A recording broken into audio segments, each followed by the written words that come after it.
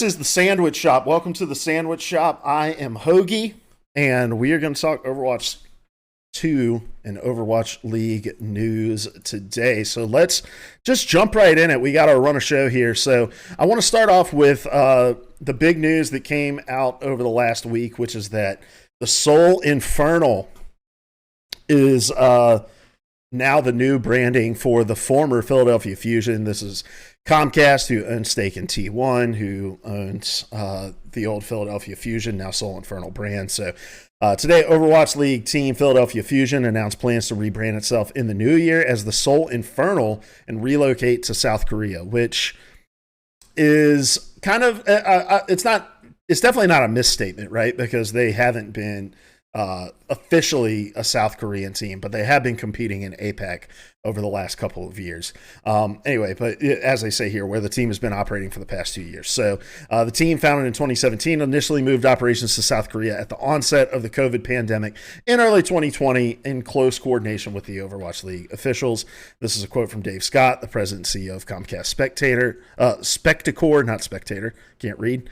It says, as we gear up for the next season, we've been evaluating how we can best compete at a consistent championship level, and we've realized that our franchise will be best positioned to succeed in Seoul. We're excited to begin this next chapter as the Seoul Infernal, and our team is proud to represent our current and future fans on the global stage, end quote. So yeah, Seoul Infernal, owned by Comcast Spectacor, which has stake in T1. T1, obviously gigantic, is a gigantic esports organization that's based in South Korea. And look, esports is just like traditional sports. The success that you have is all based around the infrastructure that is in place and available to you, and the stability and the consistency that you can create within your environment, right? And so I feel like at the end of every season, since Philly's been competing in APAC, the question has always been, when is Philly going to come back to the West, compete in the West? And I imagine if you're competing for Philly, there was always that kind of either worry or concern or just like lingering thought that we're going to have to pick up our operations and move it back to the West, learn how to live in a different place, create new routines there. And so I imagine it wasn't the best place to have that level of consistency and understanding of where you were going to be year in and year out. And so officially moving the team over to Seoul, giving them that official South Korean presence, I think allows them to establish that consistency in the APAC region, to build around that consistency, and then to have the support staff and infrastructure that the other T1 orgs benefit from as a result of being in Seoul, South Korea. And so, and obviously T1, one of the most successful esports orgs especially in at least League, right? So they've got some of this infrastructure stuff figured out, and if they can begin to build that and use it as a selling point for players that they're trying to sign and things like that, it's definitely a great long-term move for the Philadelphia Fusion / now Seoul Infernal. But we got to talk about, I think, two things in relation to this. I think the first is this new logo, and I think we should go here to look at. So that was like their corporate announcement. So this was the video that they posted on their socials of the Philly Fusion becoming the Seoul Infernal. And then, sorry guys, I'm still getting back to it. We're gonna have some of these moments where we don't switch our screens quite properly. So really cool announcement here. Clean animation. But I just got to say, and I'm not the first person to say it, I'm not going to be the last person to say it, but I think Overwatch League teams in general have an issue in creating unique branding. They all have a lot of the same feel, and we'll talk about this a little later when we're ranking the teams based off of their branding. But this goes a little step further, and I think kind of so the big criticism you've heard from people is that, hey, this logo right here looks a lot like Vancouver. And so if we look up the Vancouver Titans logo, So this and this have a very similar feel to it, and then you put that on top of the fact that we have the Vegas Eternal, the Seoul Infernal, and then there's too much, I think, like muddying of the waters in the branding and the naming of this. I feel like they could have been a bit more inspired in their in the direction for their branding. So I take off points for that on the rebrand and the move. But I think overall, the move to Seoul is a really good thing. I think the question has to be asked of like, hey, is it worth continuing to lean into like these geographical names for our teams when we really don't have anything that ties us back to that geography throughout the regular season? We don't do homestands anymore. That idea died out with the pandemic. I know that there are some teams out there that have really good homegrown fan bases based off of their geographic branding and identity. You think about like the Washington Justice, right? They have huge watch parties for their games. I would say the Philadelphia Fusion was another one of those teams that like it built a really solid homegrown fan base that rooted. I think you had like the Dallas-Houston rivalry, and they leaned in that, and they had a lot of really good in-person events all up through even through last year. And so, like, I think to an extent, some teams have taken full advantage of those things, of the geographical branding and stuff. But I think on the other hand, there's teams that you've got the LA Valiant, who haven't competed in LA now in multiple seasons. They've moved their entire operation over to the APAC region as well, but maintain the LA name. I think this rebrand was motivated partly because, hey, we don't have any intention of coming back and operating in Philadelphia, and so we're going to rebrand to Seoul.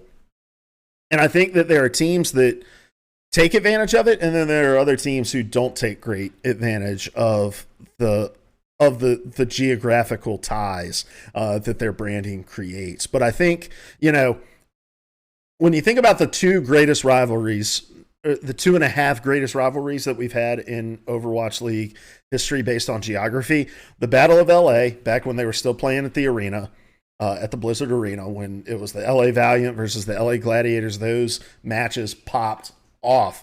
And then the other half of that is just the battle for California that's become LA versus San Francisco.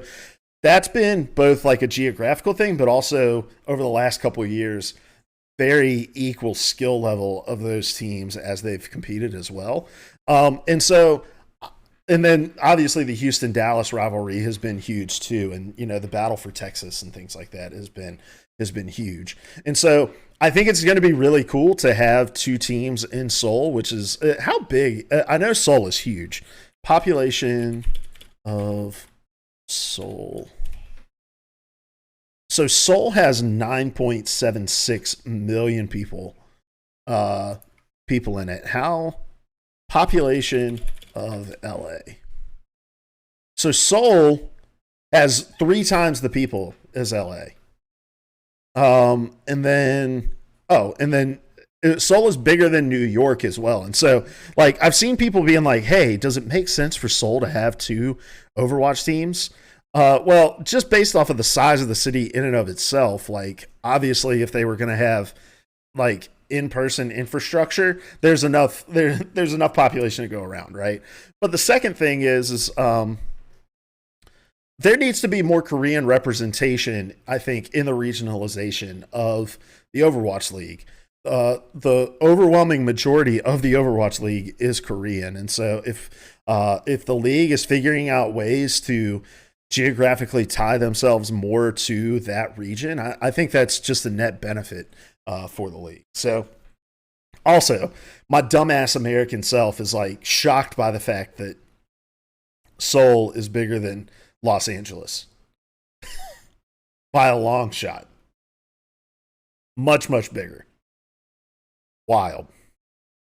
So yeah, I think the Seoul Infernal move is a net positive for the league. I think in the long term, it's going to be great. I'm really excited to see that first Infernal versus Dynasty match. It'll be a ton of fun to watch that rivalry kind of grow and blossom. So I don't know. The move gets an A+ from me. I do hate that we're losing a team like Philly, whose fan base I think really, really loved him. And the other relocation that we had, and I didn't have this plan to talk about, is the Vegas Eternal.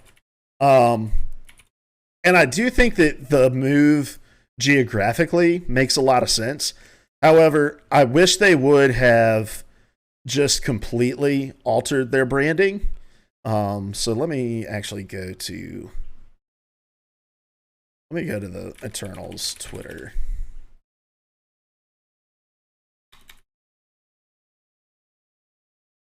So yeah, I think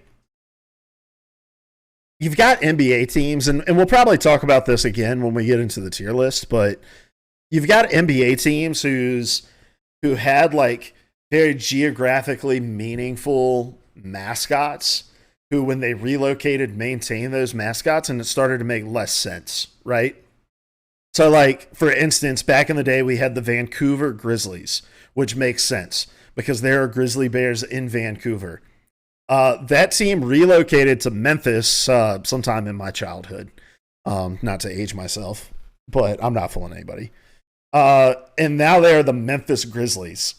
And I don't think Memphis is a part of the country that is like known for, or a part of North America that is known for having grizzly bears, but they maintain that. Similarly, there was the New Orleans Jazz, who relocated to Utah and became the Utah Jazz. And I'm going to tell you this right now. I don't know if there are grizzly bears in Memphis, but I know for a fact that there is not a rich culture of jazz in Utah. Correct me if you're from Utah and there is, I apologize, but I'm pretty sure there's not a big like. I don't imagine Utah is the cultural mecca of jazz, right? And I think kind of similarly, this Vegas rebranding, and again, we'll talk about this in my tier list for two things. Like the rooster, I don't know what the significance of it is with France, but I know that they, use the rooster on their jersey. So like if you look up France national soccer football kits is probably what you want to say, right? But they have the they have the rooster on it as well. And so, like, I think some of this is like a holdover that doesn't make a whole lot of sense when you move it over into the Vegas context. And then to just be like, all right, well, we're going to fucking slap our logo on a poker chip for our Twitter profile pic. Like, this felt lazy. Like, I wish they would have taken the Vegas Eternal, turned it into something different, in the way the weird like Overwatch League naming conventions work. They're, we could be the Vegas Chance or, the Vegas Luck or something like that, right? And if you're going to lean into the cheesy like gambling culture, like casino culture of Las Vegas, you could have gone all the way rather than just like, we're going to take the word Paris out of our branding, make some tweaks to our font, and then, just slap everything on here. Because let's see, Paris Eternal logo. Oh, they didn't even change the font. So they have a picture of just the logo, their Vegas Eternal logo. I can probably just Google it faster than scrolling here, eh?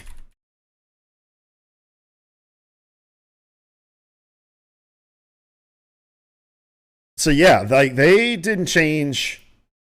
They added some orange and they changed up the colors of the text, but like they didn't change the font or anything. So this to me felt like a more lazy rebrand. Like relocate and adopt the culture of the city that you're moving to, in my opinion at least. So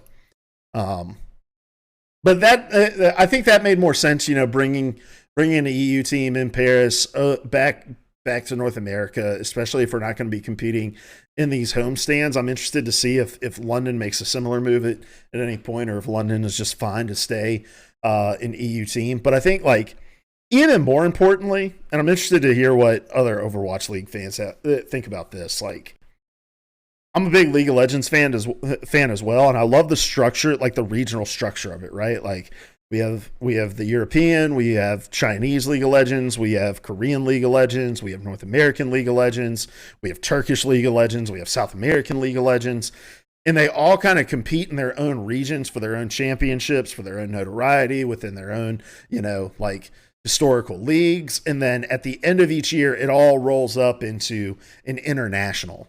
Twice a year they have the mid-season international, and then they have Worlds. I would love to. I feel like as we bring Paris over into North America, like, we're starting to more so neglect the EU. Like, they still have EU contenders and things like that, but we've already, like, kind of fucked over the South American contenders scene. All of the just, like, non-European, non-North American, non-Chinese, non-Korean regions have just been fucked over by Tier 2 Overwatch, essentially. And so I'm afraid as we pull, like, Paris over out of the EU, pull them back into NA, it's kind of indicative of just the more, like, narrow regional focuses of Overwatch at a time when you've got a new game out. The fanfare around that game is still at a pretty good high. Like, people are still really interested in playing. You got a lot of content. Like, why are we not focusing on more ways to expand? We have the World Cup coming back this year, which I think is huge. I hope that they put more effort and energy into expanding that out, getting other regions kind of involved in playing in the Overwatch World Cup than they did in the previous one. But I think there's more to be done in these regions, especially as it seems like we're starting to narrow the focus of the regions that the league's going to operate in. So yeah, wasn't planning on talking about the Vegas Eternal, but we'll talk about them when we go to our new rankings anyway. So let's jump over into our next topic, which is this tweet from the Washington Justice: which hero from 2023 was your favorite release? We have Sojourn, we have Junker Queen, we have Kiriko, and we have Ramatra. And I just wanted to quickly kind of give my opinion on this. And I think, maybe the best way, my cat is sitting in front of my keyboard. This is Edgar, by the way. He's the greatest cat on earth. And he's very sweet, and he mostly hates everybody except me and my wife, so.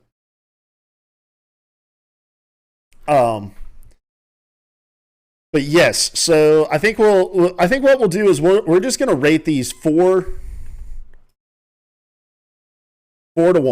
here on who I personally like. There's nothing going to be scientific about this. And to be fair, I haven't played a ton of competitive Overwatch. I played a lot of quick play. I just don't have the mental or the hands to play competitive Overwatch as much as I used to.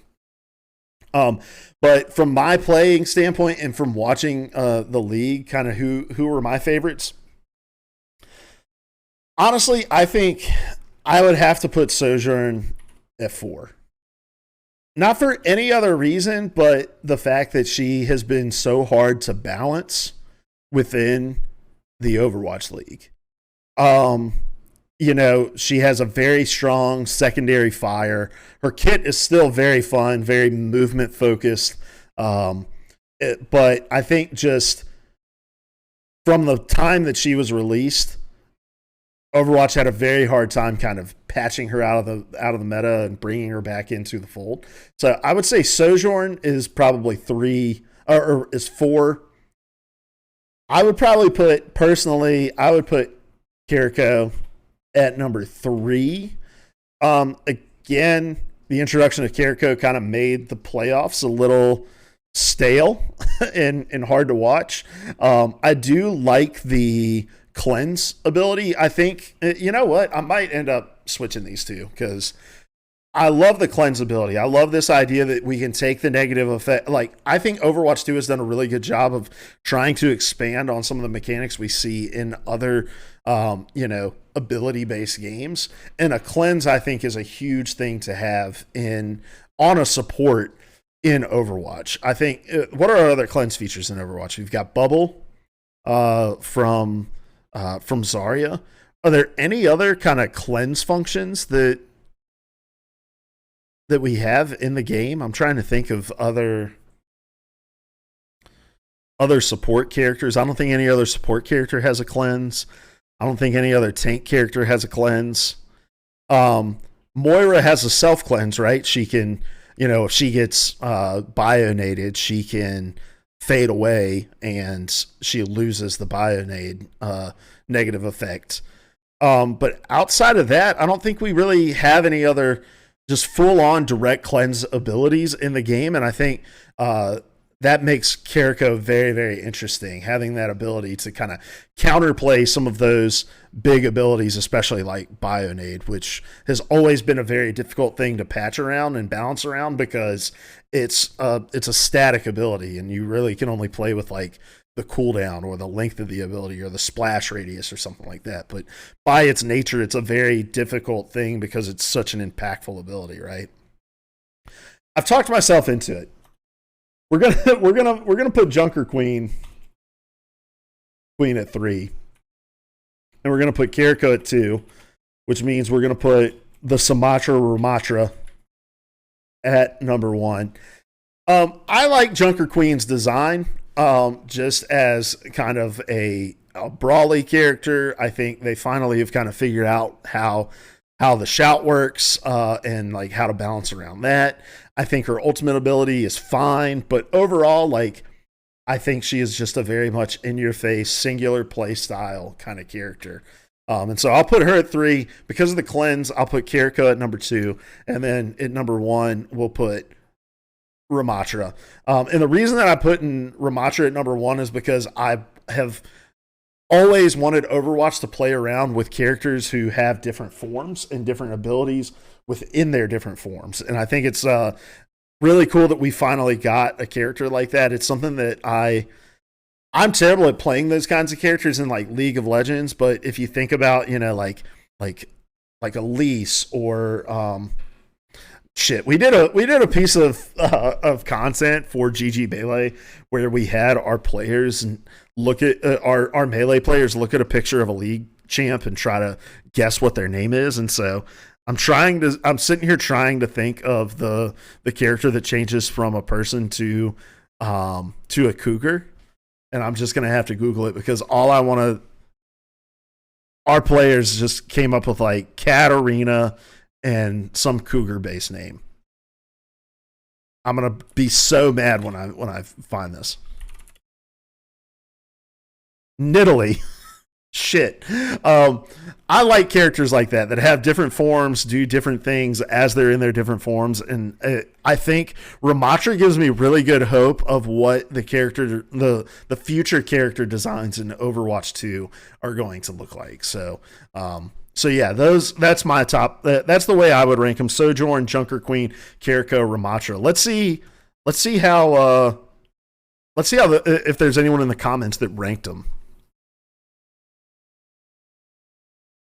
Let's see. Show more replies. I hate how they only show you 3. Kiriko, number 1. Easily Junker Queen. Kiriko and Sojourn are most annoying broken-ass characters. Kiriko for Lord of Lamatra. Sojourn hater. I feel like everybody in here is going to, especially if you're an Overwatch League fan, big enough to like follow and want to interact with the Washington Justice, you're going to hate Sojourn because you just saw Sojourn so much. Sojourn, Junker, Ramatra, Kiriko.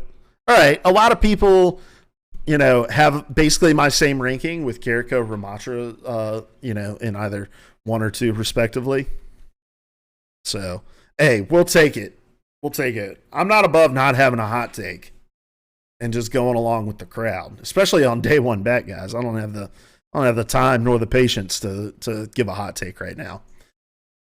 All right, let's move on. Big signing news out of the London Spitfire. God save the king. We're thrilled to announce that we've signed King James. And then the pending league approval. This is fire. I think there was a reason that they did this. I think I don't know if LeBron like accidentally tagged him or said something about a Spitfire. I know that he said something that had the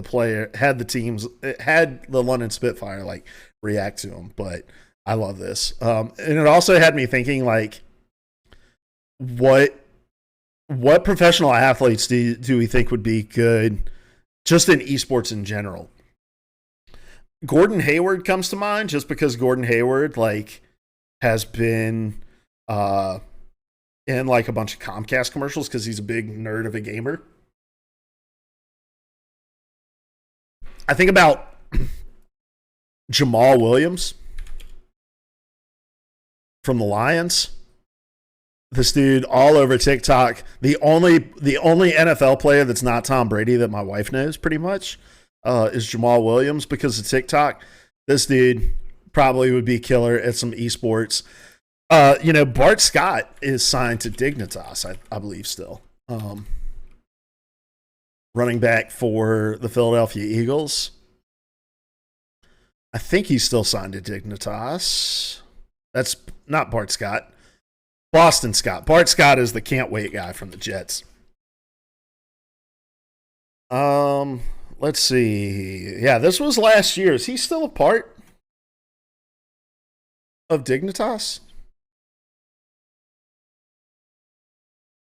Let's see. I think this is just the press release as well. So he was signed to like their he was signed to their Rocket League roster. Yeah, he's still there. But I don't think like he streams or makes any content or anything like that. But yeah, he is signed to Dignitas. I also Terrence Ross is another athlete who streams a lot, plays games competitively. So, good luck to London Spitfire with LeBron James signing on. But for real, I think the Spitfire is maybe the last team left to announce a roster. They posted this on Friday. London Spitfire are proud to announce that we're still working on our roster announcement. And then this is interesting. Seriously, though, we want to make this special, so it's going to take some time. We're excited to bring some new faces onto the field very soon, maybe even a few more than you'd expect. So it's looking like London's going to go beyond 5 or 6 players, and historically, that's worked out very well for Overwatch League teams. I don't know if you knew that, but I think about the Hangzhou Spark in season 3 when they signed like 12 players to their roster, and it was an absolute fucking disaster. Shanghai in season 4, I think, had a big like 12-man roster, and they ended up paring it down throughout the season as they became more and more successful. So it's interesting to see that London's like, this is the direction that we want to take this. We want to sign more players. I think maybe it makes a little more sense in Overwatch 2, where you want to make sure you have all the different kind of tank, permutations of the tank meta covered, right? Like you want to have the people who like play Reinhardt and Winston really well, those like traditional main tanks, or up until like, we want to sign someone like if Doomfist takes over the tank meta again, and then people who can play your Orissas and your Roadhogs and things like that. So I think in that aspect, covering those permutations makes a lot of sense. Outside of that, I don't really see the benefit in having too many cooks in the kitchen of an Overwatch League team. So interested to see how many people they'll sign. I think you obviously want like a hit scan projectile DPS, and then maybe like a Widow specialist or something like that. But I think beyond that, I'm going to make my camera a little bigger too on these scenes. How's that?